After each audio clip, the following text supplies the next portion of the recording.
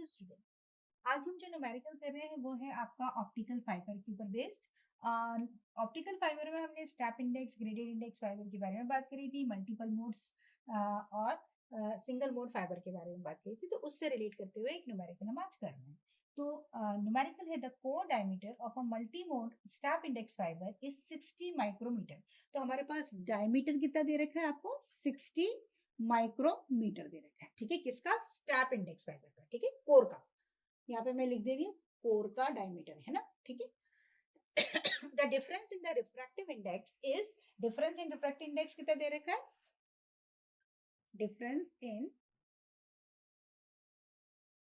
Refractive index आपको दे रखा है, इंडाइसिस। ठीक है, इंडाइसिस दे रखा है 0.013। ठीक है, दो मतलब कोर और क्लैडिंग के बीच के रिफ्रैक्टिव इंडेक्स का अंतर कितना है? 0.013 का। ठीक है, the core refractive index is, core का रिफ्रैक्टिव इंडेक्स कितना है? कोर रिफ्रैक्टिव इंडेक्स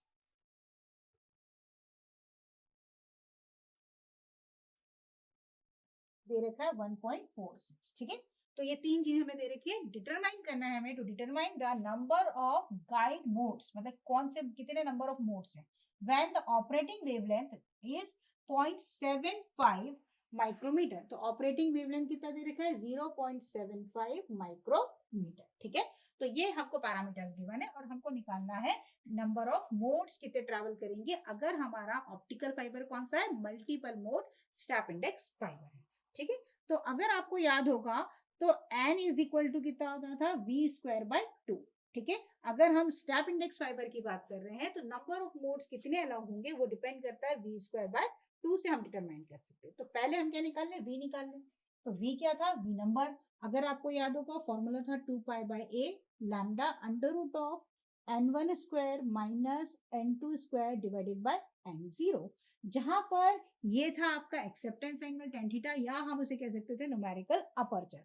अगर मेरे पास n0 मतलब air as a first medium है, जैसा हमको अभी कहा भी नहीं गया है क्वेश्चन में कि कोई अदर मीडियम है, तो हमने air as a one medium लिया है, n0 इज इक्वल टू 1।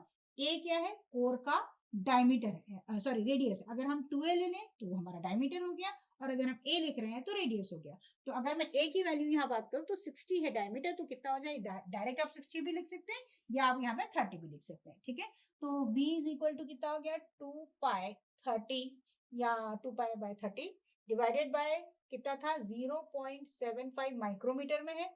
और कोर और क्लैडिंग के बीच का अंतर, अगर आप ध्यान दें तो आपसे क्या कहा है? कोर और क्लैडिंग के बीच के डिफरेंस कितना है? इतने का। तो इसमें से इसको घटा दें तो हमको क्या मिल जाएगा?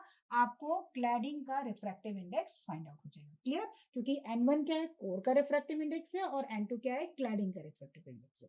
तो कोर का रिफ्रैक्टिव इंडेक्स हमको 1.46 गिवन है और डिफरेंस दे रखा है हमको 0.13 का। ठीक है, तो यहाँ पर हम रख देते हैं वैल्यू को, तो ये है 1.46 का स्क्वायर माइनस हो जाएगा आपके पास, इन दोनों को सब्ट्रैक्ट कर दे तो 1.447 का होल स्क्वायर। ठीक है, ये आपके पास वैल्यू आ गई। ये माइक्रोमीटर में आप इसको कन्वर्ट कर लें, 10⁻⁻6 है मीटर में, और उसको और कन्वर्ट कर लें तो आपका पूरा कन्वर्शन हो जाएगा। ठीक है, तो v इज इक्वल टू कितना होगा? 188.4 इंटू 0.0378, ये पूरा सॉल्व करने पे डिवाइडेड बाय आ जाएगा आपका 0.75 माइक्रोमीटर में हम बात करें, मैंने 10⁻6 मैंने पूरा कन्वर्ट कर लिया है। So it will come out to be 9.493 approximately. ठीक है, तो अब हमको क्या निकालना है? n निकालना था, that is v square by 2। तो हम इसका वो कर लेते हैं वैल्यू को। तो जब हम इसमें लिख देंगे वैल्यू को, रख देंगे इसकी, तो कितना आ जाएगा हमारे पास? 9.493 का होल स्क्वायर डिवाइडेड बाय 2 करेंगे हम अप्रोक्सीमेटली, तो हमारे पास n की जो वैल्यू है लगभग 45 के अराउंड आ जाएगी। ठीक है, ये आप इसको सॉल्व करेंगे तो लगभग 9 का 81 और वो करेंगे तो 90 के अप्रोक्सीमेटली आ जाएगा, ये 90.118 डिवाइडेड बाय 2, तो लगभग 45.06 आया। अब एक बात ध्यान रखिएगा, जब भी आपको मोड की बात करें तो मोड कभी हाफ में नहीं होता है ना। जैसे अगर आपने बोला मानो इसको सॉल्व करके हमारा आता 45.18 आया है ना, तो मोड क्या होता है? या होल नंबर में होता है। ऐसा नहीं होता कि आप 40 पॉइंट मतलब डेसिमल में आधा ट्रैवल करा आधा ट्रैवल नहीं करा, ऐसा नहीं होता। तो इसलिए क्या होगा, इसकी वैल्यू हम कितनी लिखेंगे, अगर 0.5 से ज्यादा है तो अगर जैसे लेटर सपोज इसका 45.6 आता या 40.8 आता तो हम इसको 46 लिखते हैं, ठीक है। और 45.5 से कम आया है तो हम इसको क्या लिखेंगे, 45। तो number of modes step index fibre में जब मल्टीपल मोड फाइबर है तो कितने मोड्स अलाउ है, 45 मोड्स इसके लिए इस पैरामीटर्स पर अलाउ होंगे ट्रैवल, ठीक है। तो इस तरीके से हम नंबर ऑफ मोड्स कितने ट्रैवल करा सकते हैं। अगर आप चाहे तो दूसरा कोई केस ले सकते हैं, आप स्टेप इंडेक्स लिया है हमने, अब ग्रेडेड इंडेक्स के लिए कर सकते हैं, तो क्या हो जाएगा, v² by 4, इस तरह से हम सॉल्व कर सकते हैं। Okay, thank you for watching.